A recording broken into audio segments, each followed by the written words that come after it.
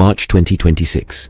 As US warships patrol the Persian Gulf and UK sanctions tighten around Tehran, the world watches Iran with fear and fascination. But here's the question nobody's asking. Is this even Iran, or is it Persia? And does that difference explain everything about why we're in this crisis right now? What if I told you that the country the West is clashing with today has been misunderstood for over 2,500 years? Starting with its very name, welcome. Today we're pulling back the curtain on one of history's greatest identity stories.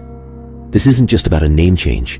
It's about power, religion, empire, and a civilization that refused it to disappear, no matter who tried to bury it. Stick around, because by the end of this video, the conflict you're watching in today's headlines will make complete sense. The beginning. Who were these people? Thousands of years before Christ, a group of nomadic Indo-European peoples settled across a vast plateau surrounded by towering mountains and scorching deserts. These weren't Arab peoples, a crucial point that the Western media still gets wrong today.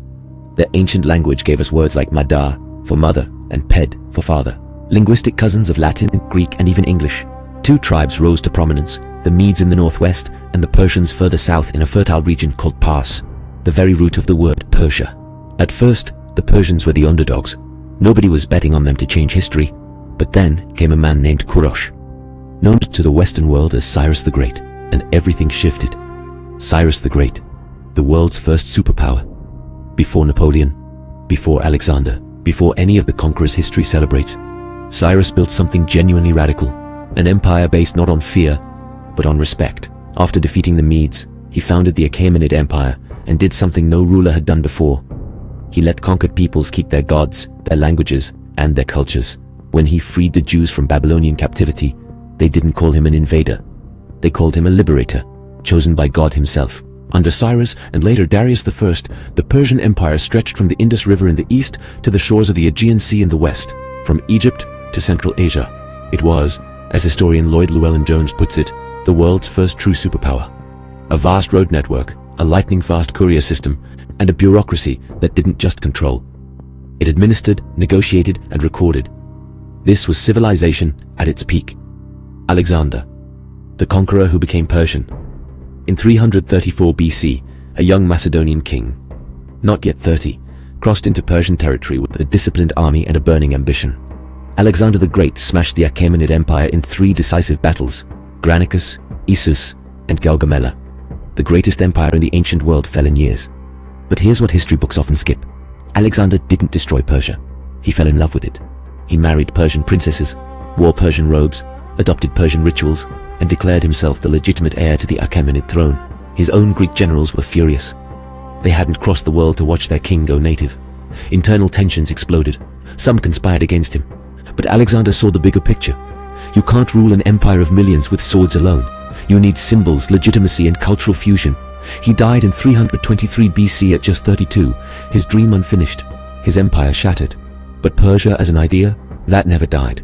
Islam arrives, a new empire, an old soul. Centuries passed. Dynasties rose and fell. The Seleucids, the Parthians, the Sassanids, each one claiming the Persian legacy. The Sassanids in particular restored Zoroastrianism as the state religion and rebuilt Persian cultural glory. Then, in the 7th century AD, everything changed again. Arab armies, fueled by the new force of Islam, swept through the Sassanid Empire with stunning speed. Arabic became the language of religion and administration. Zoroastrianism gave way to Islam. On the surface, Persia had been absorbed. But underneath, the Persian soul was quietly doing what it always does, surviving, adapting, and ultimately transforming the very force that conquered it.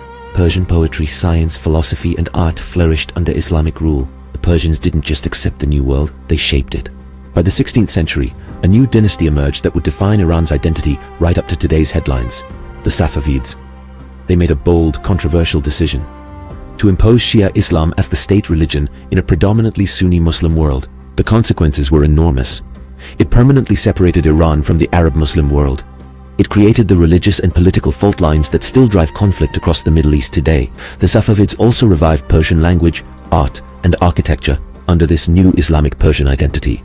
And it was during this period that the name Iran, derived from Ariana, land of the Aryans, began quietly reasserting itself within the country, even as the outside world still called it Persia. Fast forward to 1935, Reza Shah Pahlavi, Iran's modernizing monarch, sends a diplomatic circular to every embassy on the planet: stop calling us Persia. From now on, we are Iran. Why?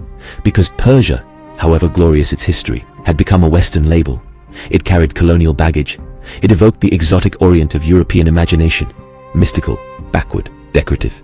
Iran, by contrast, projected something different. A sovereign modern nation, equal on the world stage. Inside the country, the reaction was mixed. Many intellectuals and citizens were heartbroken. Persia represented Cyrus, Darius, centuries of civilization. Dropping it felt like cutting off your own arm, but the decision stood. Iran it was.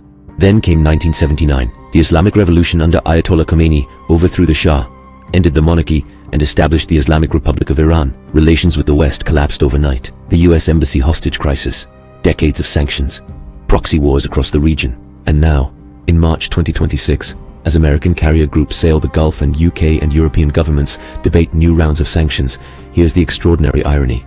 The West keeps talking about Iran as a threat, while simultaneously romanticizing Persia as a lost golden age. Same land, same people, two names, two completely different emotional responses.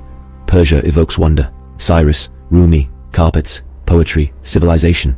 Iran evokes threat, nuclear programs, proxy militias, geopolitical confrontation, but they are the same country. And understanding that, truly understanding it, might be the most important thing you can do to make sense of what's happening right now. The conflict playing out today isn't just about nuclear deals or regional power. It's about a civilization that has spent 2,500 years refusing to be defined by its conquerors, Greek, Arab, Mongol, or Western. Whether you call it Persia or Iran, what you're watching is one of the oldest, most sophisticated cultures on Earth asserting, once again, that it will not disappear. If this video gave you a new perspective on what's happening in today's world, hit subscribe and drop a comment below. Which other civilizations do you think the world has completely misunderstood? See you in the next one.